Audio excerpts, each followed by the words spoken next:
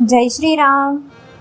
गांधार की राजकुमारी गांधारी की शादी हस्तिनापुर के राजकुमार धृतराष्ट्र से हुई।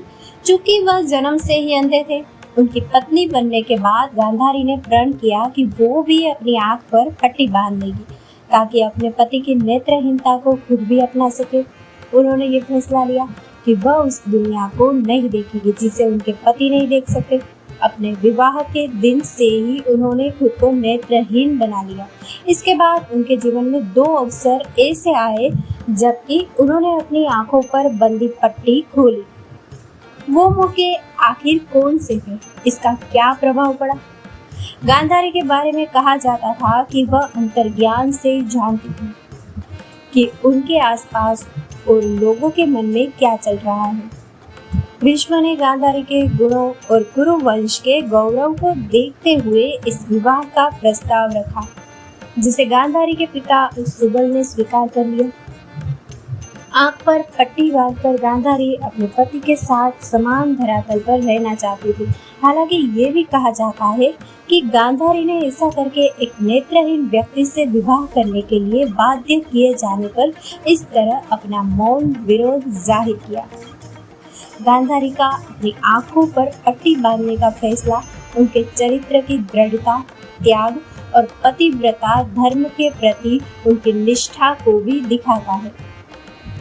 गांधारी की आंखों पर जो पट्टी पहनी हुई थी उसका जिक्र महाभारत में भी आया है। कम से कम 2 बार उनके पट्टी उतारने का जिक्र तो आया है।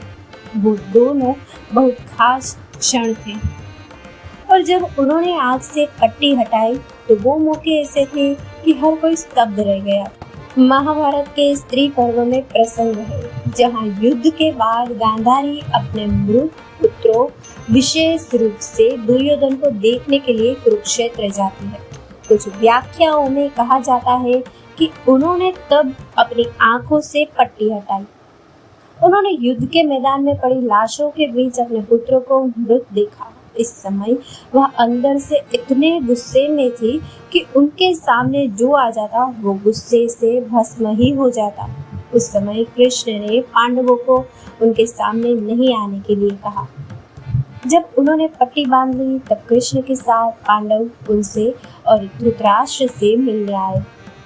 आंख पर पट्टी बांधने के लिए बावजूद गांधारी अंदर से धड़क रही थी। वह तपस्वी थी। गांधारी की तपस्या में संयम, धैर्य और त्याग का भी समावेश था। हालांकि उस दिन अपनी तपस्या से प्राप्त दैवीय दृष्टि का उपयोग करके उन्होंने पांडवों को श्राप देने की कोशिश की। कहा जाता है कि कृष्ण ने गांधारी की उस शक्ति को नियंत्रित किया।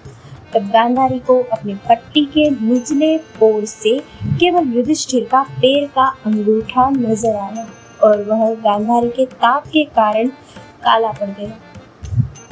तब कृष्ण के कारण ही उनका गुस्सा कृष्ण पर उतरा और पांडव बच गए। महाभारत में कहा गया है कि गांधारी ने पहली बार आंख से पट्टी महाभारत युद्ध से पहले हटाई थी। तब उन्होंने पुत्र दुर्योधन को अपने सामने वस्त्र विहीन आने के लिए कहा था। कुरुक्षेत्र युद्ध शुरू होने से पहले गांधारी को अपने पुत्र दुर्योधन और कौरवों के अधर्मपूर्ण रवैये के कारण चिंता थी।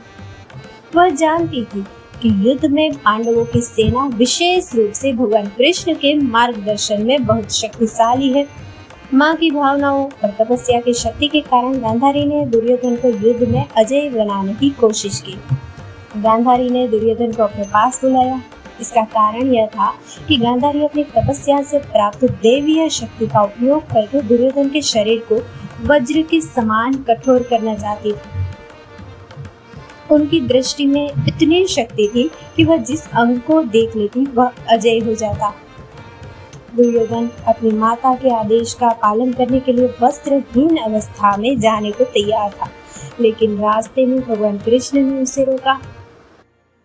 कृष्ण ने दुर्योधन को समझाया कि अपनी माता के सामने पूरी तरह बिना वस्त्र के जाना अनुचित और लज्जाजनक है। कृष्ण के कहने पर दुर्योधन ने अपनी जंघाओं को विशेषकर कमर के नीचे का हिस्सा कपड़े से ढक लिया।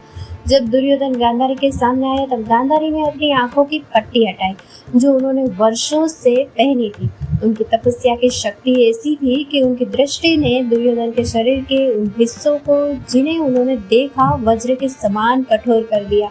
लेकिन चूंकि दुर्योधन ने अपनी जंघाएं ढकी हुई थी, वह हिस्सा उनकी दृष्टि से अछूता रह गया और कमजोर रहा।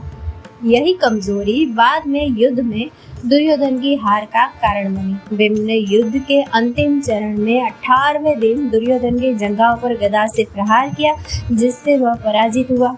कुरुक्षेत्र युद्ध के बाद कुछ सालों तक तो गांधारी और धृतराष्ट्र हस्तिनापुर में रहे, लेकिन उसके बाद वो दोनों कुंती और अन्य के साथ वनवास में चले गए। वहाँ उन्होंने अपने जीवन के अंतिम वर्ष तपस्या और भक्ति में बिताए। महाभारत के आश्रमवासी पर्व में बताया गया है कि गांधारी और धृतराष्ट्र ने गंगा के तट पर कठोर तप किया। आखिर में जंगल में लगी एक आग में गांधारी, धृतराष्ट्र और कुंती की मृत्यु हो गई। दोस्तों, इस कथा को लाइक, शेयर और हमारे चैनल को सब्सक्राइब करना ना भूलें। जय श्री राम।